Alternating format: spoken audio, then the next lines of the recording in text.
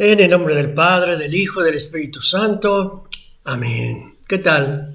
Hoy de nuevo, pues, me doy a la tarea de presentar esta reflexión.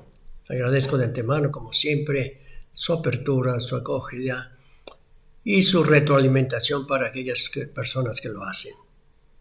Vamos a reflexionar ya en el quinto domingo de Cuaresma. Pues seguimos.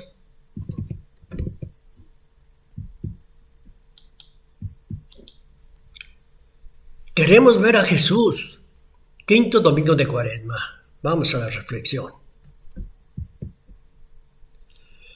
Pues estamos ya en tiempo de la Pascua y sin embargo todos los peregrinos van caminando en esa época a Jerusalén y claro, decían, pues va la familia, va gente judía y también gente no judía y dice, pues los chicos siempre preguntan a papá, mira papá, entre los peregrinos que vienen a la fiesta de la Pascua también hay algunos gentiles, o sea, ¿quiénes serán los gentiles? Aquellos que no eran judíos, pero que se convertían a la religión judía y eran bien vistos por los judíos. Bueno, pues un día en esa Pascua, uno de los gentiles van con Felipe, el apóstol, y le dicen, Señor Felipe, algunos gentiles quisiéramos ver a Jesús. Pues el que hizo, pues déjame ir a ver con algo más influyente que era Andrés. Y le dice Andrés, unos gentiles quieren ver a Jesús. ¿Y qué dice Andrés? Bueno, pues vamos los dos a decírselo a Jesús. Bueno, pues hoy San Juan nos habla precisamente de este acontecimiento en el capítulo 12, versículos del 20 a 33. Tú los puedes leer o aquí van a ir saliendo la reflexión. Bien, pues entonces nos dice San Juan, un día uno de los apóstoles le dice, Maestro, hay unos gentiles que te quieren ver. Y Jesús les dice, ha llegado la hora de que sea glorificado el Hijo del Hombre. Les aseguro que si el grano de trigo no cae en tierra y muere, queda infecundo, pero si muere da mucho fruto.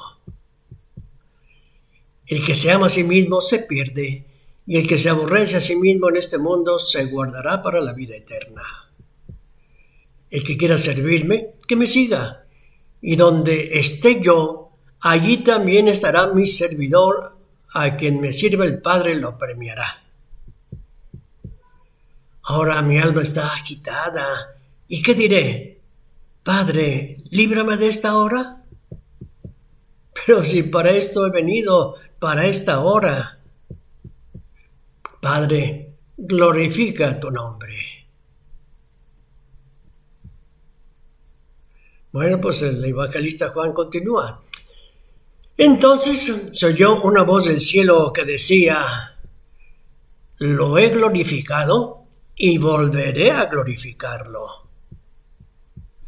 La gente que estaba allí la oyó decía que había sido un trueno. Otros decían que le había hablado un ángel. Jesús tomó la palabra y dijo, esta voz no ha venido por mí, sino por ustedes. Ahora va a ser juzgado el mundo. Ahora el príncipe de este mundo va a ser echado fuera.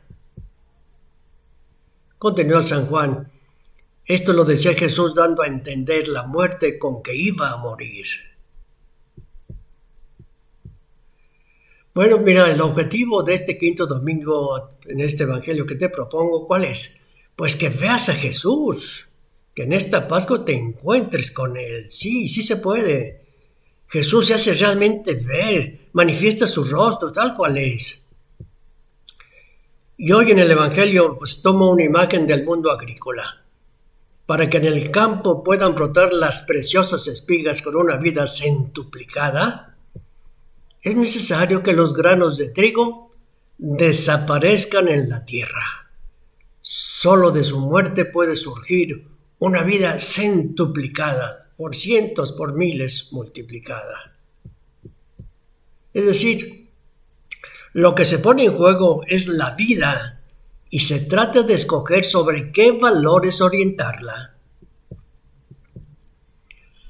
Y Jesús hoy te lanza una propuesta desconcertante y parece absurda. ¿Qué es lo que propone Jesús? Dice, la única vida que merece la pena ser vivida es aquella vida que se consuma por amor, en cualquiera de las vocaciones. Y Jesús es el primero en ofrecer su propia vida, y esta es su gloria. Es la revelación de la gloria de su Padre. Ahí se revela la gloria del Padre en su entrega. Y te fijaste que hoy pongo también en el escenario a unos griegos, a unos gentiles. ¿Quiénes son estos griegos? Los griegos eran unos paganos. Habían aprendido a adorar a los ídolos, pero apenas descubrieron al Dios de Israel, habían abrazado la religión judía, deseosos de participar de las bendiciones prometidas a Abraham. Y aunque no eran hijos de Abraham, ya eran estimados y queridos por los israelitas, ¿no? A veces por todos. Pues estos griegos llegaron a Jerusalén como peregrinos para la Pascua y fueron a celebrar su nueva fe. Ellos habían oído hablar de Jesús, mas no lo conocían. Pero Jesús ya se había referido a ellos cuando dijo antes que había afirmado, dice, tengo otras ovejas que no pertenecen a este corral. A estas tengo que guiarlas para que escuchen mi voz y se forme un solo rebaño con un solo pastor.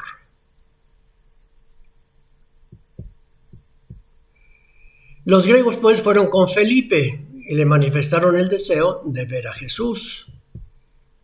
No se trataba de una curiosidad banal, ni del deseo frívolo de encontrar a la estrella del momento, que era famoso. No se trataba ni de conocer a quien todos buscaban porque habían reanimado a Lázaro. Cuando yo digo ver, quiero decir, dice San Juan, penetrar en lo más íntimo de una persona. Y ellos traían una gran inquietud espiritual y se vio en la necesidad de ver a Jesús, o sea, de veras penetrar en la persona de Jesús. No les interesaban el cómo vestía, cómo se comportaba. Querían descubrir su identidad, quién era Jesús. Querían saber si él podía dar un nuevo horizonte a sus vidas. Y fueron con Felipe. Y Felipe habló con Andrés. Y Felipe y Andrés presentaron al maestro tal petición. Bueno, pues aquí también el padre Fernando Antonelli en sus reflexiones nos dice, los griegos, fíjate que no van directamente a Jesús, pasan a través de sus discípulos, porque este es el único camino, solamente pasando a través de la comunidad cristiana se puede llegar a Cristo. Tengan esto bien presente. Recurren a Felipe y Andrés, los únicos entre los 12 que tienen un nombre griego, y que quizás por esto piensan que son los que mejor puedan hacer de mediadores, los van a entender mejor. En Grecia el término aristoi indicaba a los mejores, a las personas exitosas, a los aristócratas. Los aristoi lograron alcanzar una posición social de relieve, que obtenían aquello que proporciona prestigio, fama imperecedera y honores. En cambio Jesús piensa que este ideal de vida es una propuesta insensata, una sugerencia diabólica. Este ideal de vida también el diablo se la propuso a él, ¿se acuerdan? Cuando ¿qué les dijo? Lo llevó a una montaña altísima y le mostró todos los reinos del mundo y su esplendor y le dijo, todo esto te lo daré si te postras para adorarme. Jesús explica a los griegos en qué consiste la gloria verdadera, caer en tierra y morir para producir mucho fruto. Esa es la gloria verdadera. Entregar la vida para que dé frutos. En el momento crucial de su misión, Jesús también siente la tentación de huir. Decir, ay, esta hora ya se me pone difícil. Y también tiene la tentación de pedir al Padre que lo salve de aquella hora. ¿Qué le voy a rajarme? No, dice, para esto he venido. Pero él sabe que solamente a través de su muerte el Padre podrá revelar al mundo su inmenso amor por el hombre. Y claro, Cuando Jesús está ahora va a pasar y pregunta así ansioso y confundido, la respuesta le llega del cielo. En Jesús, que se da a sí mismo, el Padre declara a sentirse perfectamente reflejado, manifestar plenamente su gloria. ¿Tú quieres ver a Jesús físicamente como lo vieron aquellos griegos? No necesitas haberlo conocido materialmente para poder verlo. No necesitas verlo materialmente. Puedes contemplar su rostro verdadero. Sí, puedes. Puedes contemplar ese verdadero rostro a través de lo que te muestra la Sagrada Escritura y la tradición de la Iglesia. ¿Qué nos dice la Escritura? Pues ve al profeta Isaías, el capítulo 52, versículo 13, que te dice: desfigurado, que no parecía hombre ni tenía aspecto humano, despreciado y evitado de la gente, un hombre habituado a sufrir, curtido en el dolor. Al verlo se topaban la gente. Despreciado, le tuvimos por nada. Bueno, frente a la propuesta de Jesús que te hizo solamente el que entrega la vida, ese es el que es glorificado. ¿Tú qué haces? ¿Tú qué harías? ¿Rechazar la propuesta? ¿O qué? Mira, normalmente la tentación más sutil no es la del rechazo de la propuesta de Jesús, sino la de replegarte o replegarme. Sí, replegarme ¿sobre qué? Pues normalmente nos escondemos en prácticas religiosas que sustituyen la auténtica adhesión a Jesús por la fe. Sí, hacemos prácticas religiosas, pero en realidad no nos decidimos por Cristo. Y sin embargo, solamente quien como Jesús muere por los hermanos es alguien que ha vivido su vida plenamente según Dios, no según el mundo. Bueno, pues te comento hoy la carta a los Hebreos y pues te comento algo sobre esta carta. Ante todo, un interrogante: ¿quién escribió esta carta? Bueno, vamos a ver, la carta a los Hebreos. Esta carta a los Hebreos es un escrito de gran importancia doctrinal. Únicamente se admite esta carta, aunque haya muchas dudas de quién las escribió, porque ya forma parte del canon de los libros inspirados que la Iglesia ha recibido de los apóstoles del siglo III. Durante siglos se le atribuyó a San Pablo, pero no puede haber sido escrita por Pablo. Al menos en forma directa parece que no. ¿Por qué? Pues aquí vemos varios datos. Y algunos dicen que el apóstol elaboró el plan en su conjunto, luego encargó a alguien para que la redactara, algún colaborador. Después, ya que estuvo, dio la aprobación. Pero en el estilo decimos que no, ni siquiera así fue, porque no hay un saludo inicial y luego solo presenta el aspecto de un tratado teológico y no de exposición homilética. Su lenguaje griego es mucho más puro, Sus frases fluyen más, son rítmicas y no aparecen esos saltos y cortes bruscos habitualmente en el estilo de Pablo. También el modo como cita la Sagrada Escritura es algo muy peculiar, sea en la fórmula como se introduce la cita, sea en las citas que se hacen siempre por la Biblia de los 70 y nunca la citan de memoria, si me ponen la cita concreta. Por lo que toca a las ideas, hay pasajes paralelos, sí, a las otras cartas paulinas, pero incluso en esto se nota un modo muy particular de presentarlas. San Pablo sería el autor en cuanto que ese pensador que ha escrito la carta es discípulo espiritual suyo, que escribe en dependencia y como auténtica prolongación de la doctrina de su maestro.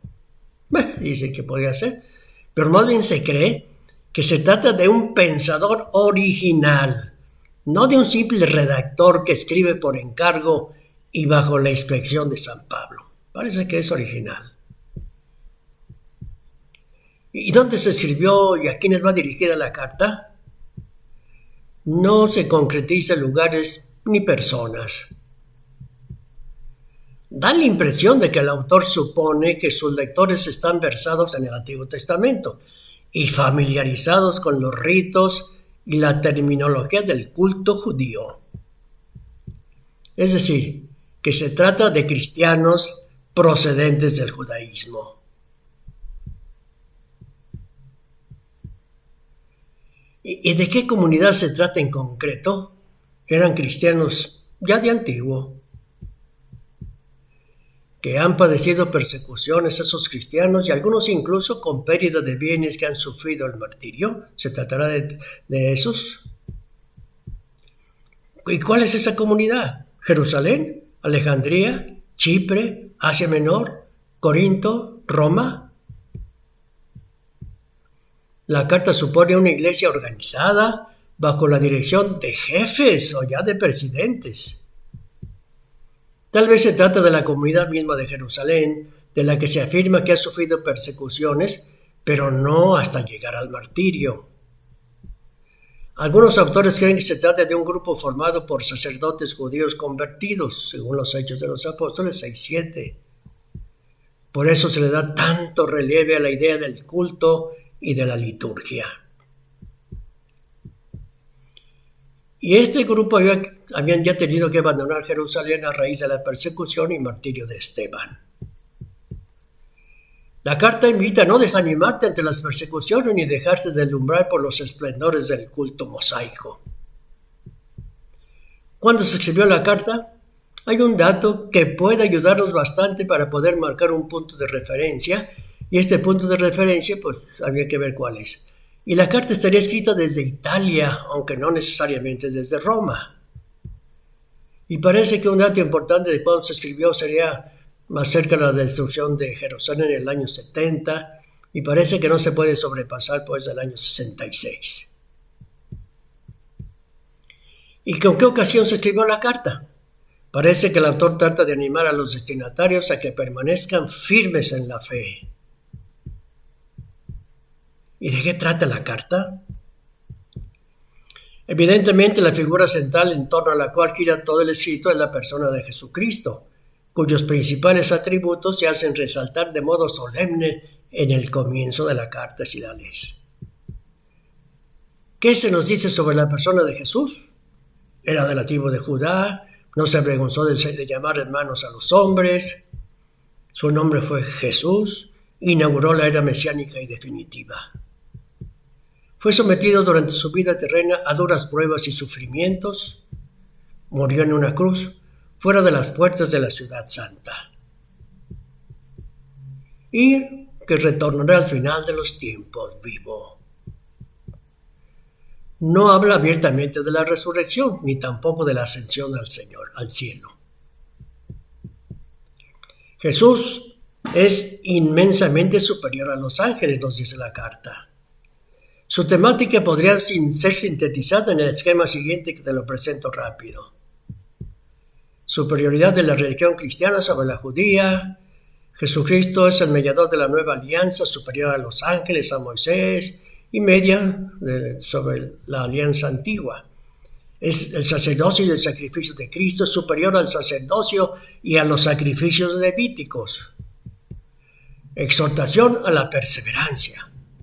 Jesucristo, nuestro sumo sacerdote. Ejemplo de fe que nos dieron los antiguos patriarcas y profetas. Constancia en las tribulaciones.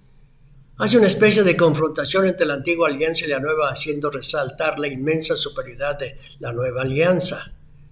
Los temas del sacerdocio y del sacrificio de Cristo están desarrollados de forma admirable. ¿Y cuál es la razón de que el autor de Hebreos acentúe tanto la condición humana de Cristo? Es a causa de su sacerdocio, para poder ser pontífice y llevar a cabo la redención eterna, que no podía realizar los antiguos sacrificios. El Hijo, con mayúscula, hubo de asemejarse en todo a los hombres y aprender por sus padecimientos la obediencia. Puede decirse que es esto lo que constituye su tema central. Este es su tema central.